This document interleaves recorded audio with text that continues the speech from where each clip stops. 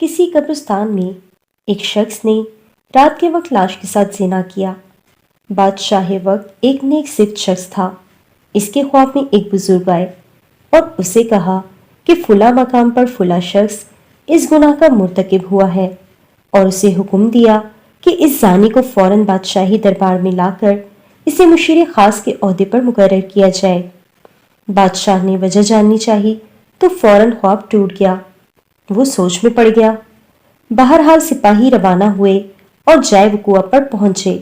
وہ شخص وہیں موجود تھا۔ سپاہیوں کو دیکھ کر وہ بوکھلا گیا اور اسے یقین ہو گیا کہ اس کی موت کا وقت آن پہنچا ہے۔ اسے بادشاہ کے سامنے حاضر کیا گیا۔ بادشاہ نے اسے اس کا گناہ سنایا اور کہا، آج سے تم میرے مشیر خاص ہو۔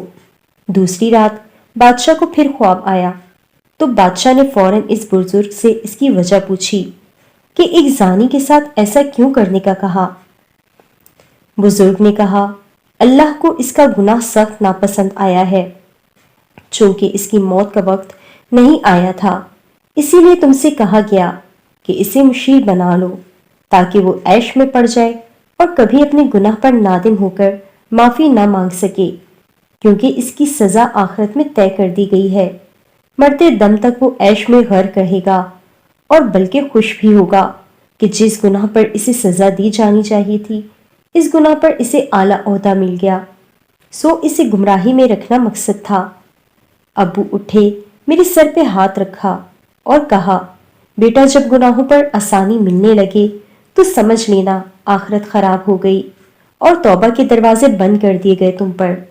میں سن کر حیران رہ گیا، اپنے گریباں میں اور آس پاس نگاہ دوڑائی۔ کیا آج ایسا نہیں ہے؟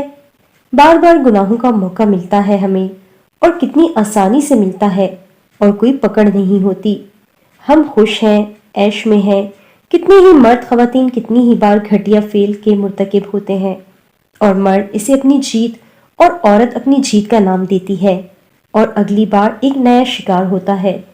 پہلی بار گناہ پر دل زور زور سے دھڑکے گا، دماغ غیر شعوری سگنل دے گا، ایک ٹیس اٹھے گی ذہن میں، جسم لاغر ہونے لگے گا، کانپنے لگے گا۔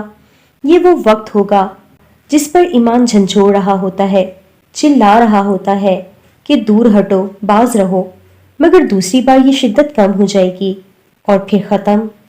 پھر انسان مست رہتا ہے اور خوش بھی، مگر افسوس کہ اوپر والا اس سے اپنا تعلق قطع کر لیتا ہے۔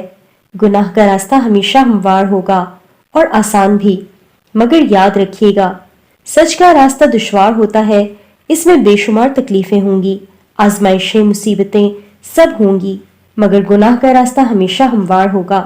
کسی زمین میں گندم خود بخود نہیں اگائی جاتی ہے، محنت کی جاتی ہے، خیال کیا جاتا ہے، حفاظت کی جاتی ہے، تب جا کے پھل ملتا ہے، مگر کسی زمین میں جھاڑیاں، غیر ضروری گھاس پھوس، کانٹے دار پودے خود ہی اگتے ہیں، ان پر کوئی محنت نہیں کرنی پڑتی، وہ خود ہی اگتی ہیں اور کچھ ہی دنوں میں پوری زمین کو لپیٹ میں لے کر اسے ناکارہ بنا دیتی ہیں۔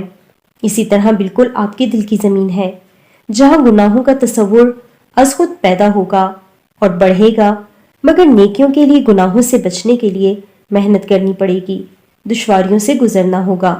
خدارا اس لعنت سے بچیں، اس میں ملوث ہونا کوئی کمال نہیں، بچنا کمال ہے، باز رہنا کمال ہے۔ سوچئے، نکلیے اس گناہ سے، کیوں حیا کا اٹھ جانا ایمان اٹھ جانے کی نشانی ہے اس بات کی کہ اندھیری قبر میں بہت برا ہونے والا ہے۔ اللہ ہم سب کو ہدایت دے، آمین۔